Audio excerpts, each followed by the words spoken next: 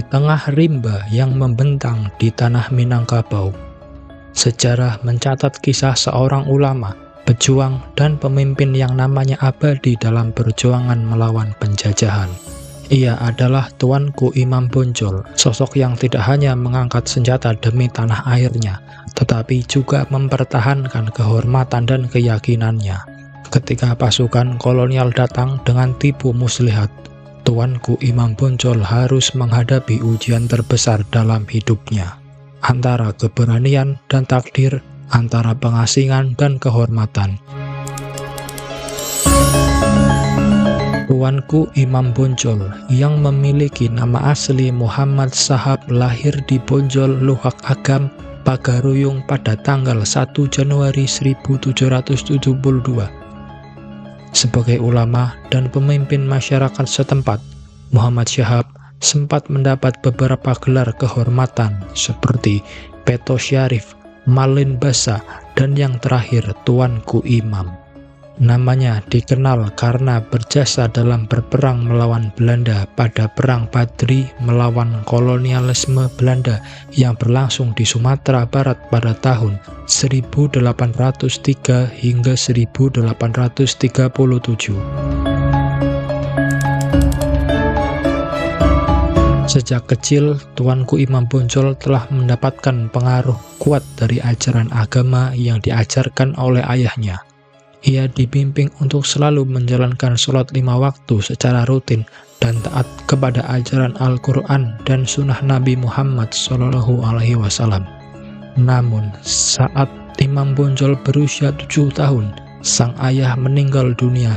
Setelah kepergian ayahnya, ia meneruskan pendidikan agama bersama neneknya. Shahab kemudian melanjutkan pendidikan dengan belajar kepada Tuanku Koto Tuwo, seorang ulama terkemuka di 4 angkat Candung. Dan Tuanku Koto Tuwo, ia mendalami ilmu fikih berdasarkan Al-Quran dan hadis Nabi. Lalu, karena termasuk murid yang cerdas, beliau diberi gelar Malin Basa. Kemudian, pada saat di Aceh, ia juga mendalami ilmu perang. Karena situasi di Minangkabau tidak hanya membutuhkan pemahaman agama, tapi juga strategi perang. Oleh karena itu, Tuanku Nan Renceh tidak hanya mengajarkan ilmu agama, tetapi juga taktik militer. Imam Bonjol lebih banyak berfokus pada ilmu kemiliteran seperti menunggangi kuda sambil memimpin pasukan, mengatur strategi peperangan, memilih lokasi yang strategis untuk menyerang dan bertahan, serta berbagai keterampilan militer lainnya. Pendidikan ini menjadi bekal penting bagi peran di kemudian hari dalam perjuangan melawan kolonialisme Belanda.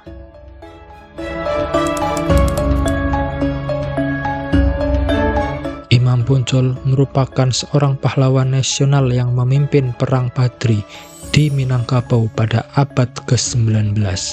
Perang ini dimulai dari gerakan reformasi Islam yang dipelopori oleh Haji Miskin, Haji Sumanik, dan Haji Piobang.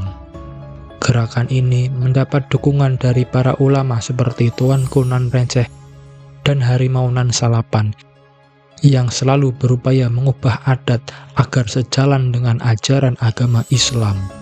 Ketidaksesuaian antara kaum Padri dan kaum adat yang masih mempertahankan tradisi lama dan tidak menjalankan syariat Islam memicu terjadinya konflik. Pada tahun 1815, kaum Padri melancarkan serangan terhadap kerajaan Pagaruyung yang menyebabkan Sultan Arifin Moningsyah melarikan diri untuk menyelamatkan diri. Lalu, pada 21 Februari 1821, kelompok adat yang dipimpin oleh Sultan Tangkal Alam menjalin kerjasama dengan pemerintah Hindia Belanda. Meskipun Hindia Belanda telah terlibat dalam konflik, perlawanan melawan kaum Padri tetap sulit untuk ditaklukkan. Gubernur Jenderal Johannes van den Bosch kemudian mengajak Tuanku Imam Bonjol yang saat itu menjadi pemimpin kaum Padri untuk berdamai melalui perjanjian Masang pada tahun 1824. Selama masa gencatan senjata, Imam Bonjol berusaha untuk menguatkan kembali posisinya dan merangkul kaum adat. Proses penyatuan antara kaum adat dan kaum Padri dimulai dengan adanya kompromi yang dikenal sebagai Plakat Puncak Pato di Takbek Patah. Menyadari bahwa mereka menghadapi seluruh masyarakat Minangkabau, pemerintah Hindia Belanda mengeluarkan plakat panjang. Selanjutnya, Hindia Belanda secara intensif mengepung dan menyerang benteng kaum Padri di Bonjol. Pada 16 Agustus 1837, benteng Bonjol berhasil dikuasai. Namun, Imam Bonjol berhasil melarikan diri dari benteng bersama beberapa pengikutnya. Setelah mengalami kesulitan dalam menaklukkan kaum Padri, Belanda mengusulkan perjanjian Masang pada tahun 1825 untuk menghentikan perang sementara. Imam Bonjol memanfaatkan kesempatan ini untuk memperkuat kembali kekuatan dan menjalin hubungan dengan kaum adat, yang menghasilkan kompromi yang bertujuan untuk mengharmoniskan adat dengan ajaran Islam. Namun, setelah perang Diponegoro berakhir, Belanda kembali melancarkan serangan karena ingin menguasai perdagangan dan kopi di Minangkabau. Perlawanan dari kaum Padri semakin meningkat, sehingga Belanda mengerahkan pasukan besar yang terdiri dari infanteri, kavaleri, dan artileri. Akhirnya, pada bulan Agustus 1837, benteng Bonjol jatuh, meskipun Imam Bonjol sempat melarikan diri.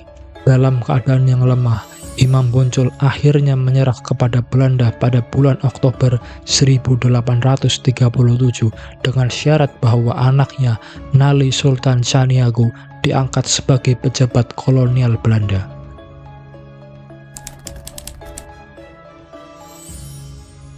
Setelah melalui perjuangan yang sangat berat dalam Perang Padri, Imam Bonjol dan pasukannya akhirnya mengalami kekalahan saat benteng Bonjol dikepung oleh Belanda tahun 1837. Namun, penyerahan diri ini bukanlah akhir dari keterlibatan Imam Bonjol dalam perjuangan, melainkan merupakan awal fase baru dalam hidupnya. Pada tanggal 28 Desember, mereka kemudian diasingkan ke berbagai lokasi di Jawa, yang pada saat itu merupakan wilayah penjajahan Belanda. Salah satu tempat pengasingan yang terkenal berlokasi di Cianjur, Jawa Barat.